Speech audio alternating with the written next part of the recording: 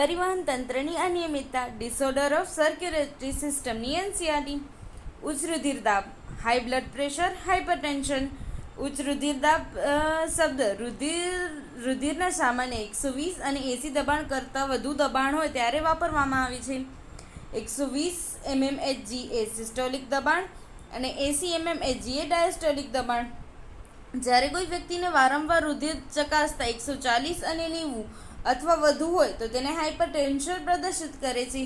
ઉચ્ચ રુધિર દાબ એ હૃદયનો રોગ તરફ પ્રેરી જાય છે. મહત્વપૂર્ણ અંગો જેવા કે મગજ અને મૂત્રપિંડને પણ અસર કરે છે.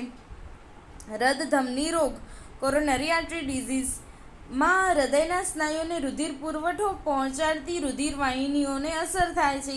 કેલ્શિયમ, ચરબી, કોલેસ્ટેરોલ અને તંતુમય પેશીઓના જમાવટને કારણે ધમનીઓના પોલાણમાં ઘટાડો પ્રેરે છે.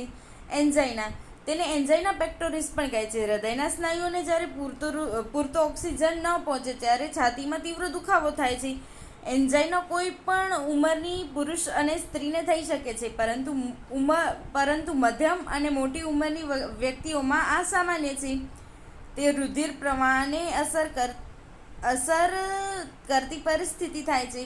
હૃદયનું નિષ્ફળ જવું, હાર્ટ ફેલિયર. હૃદયની એવી સ્થિતિ છે કે જ્યાં તે હૃદય જરૂરિયાત મુજબ રુધિર અસરકારક રીતે પહોંચાડી શકતું નથી.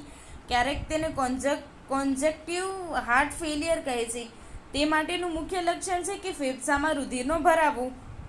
હૃદયનું નિષ્ફળ જવું એ હૃદયનો અટકાવ સાથે અલગ છે. હૃદયનો અટકાવ, જ્યારે હૃદય ધબકવાનું બંધ થાય છે તેને હૃદયનો અટકાવ કહે છે. હૃદયનો હુમલો, જ્યારે હૃદયના સ્નાયુઓને એકાએક રુધિરનો અપૂરતા પુરવઠા દ્વારા નુકસાન પામે છે.